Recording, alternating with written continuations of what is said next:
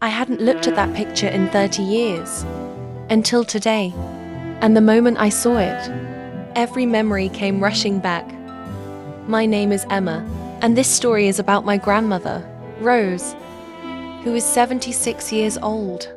Growing up, I always noticed something strange in Grandma's room.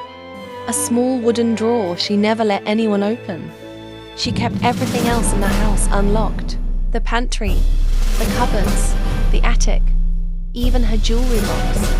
But that one drawer, she guarded it like a treasure chest. One rainy evening, while helping her clean her room, I saw her sitting quietly on the edge of the bed. The drawer was open for the first time in my life, and in her hand was an old photograph. I gently sat beside her.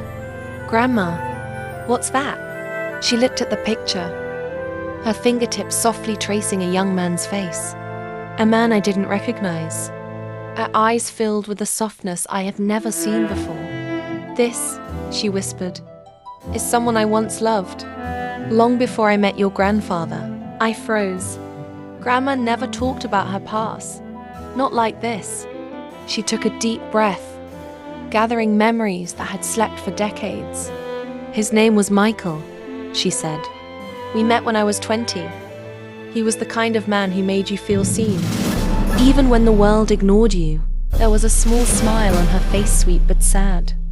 "We were planning to build a life together. A small house, a garden, maybe 2 children."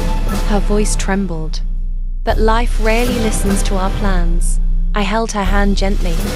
"What happened to him?" I asked. She looked out the window, as if the past might appear in the reflection. "He had to move across the country for work. We promised to stay in touch, but distance has a way of testing love." Letters grew fewer, phone calls became shorter, and eventually, silence. She swallowed hard. One day he wrote a short message. He said he didn't want to hold me back from the life I deserved. He thought he was doing the right thing. Her eyes glistened. I cried for weeks, and then I put this photo in the drawer. I told myself I had to move on. I squeezed her hand. "And did you?" She nodded slowly. "Yes, I met your grandfather. He was a good, gentle man. We built a loving life." Her voice softened to a whisper. I never forgot the boy in this photograph. There was no guilt in her words, just a quiet acceptance of the simple truth that a heart can love more than once. I looked at the picture again. "Do you ever wonder where he is now?" She smiled, a sad little smile. "I don't need to know. I just needed to remember that once.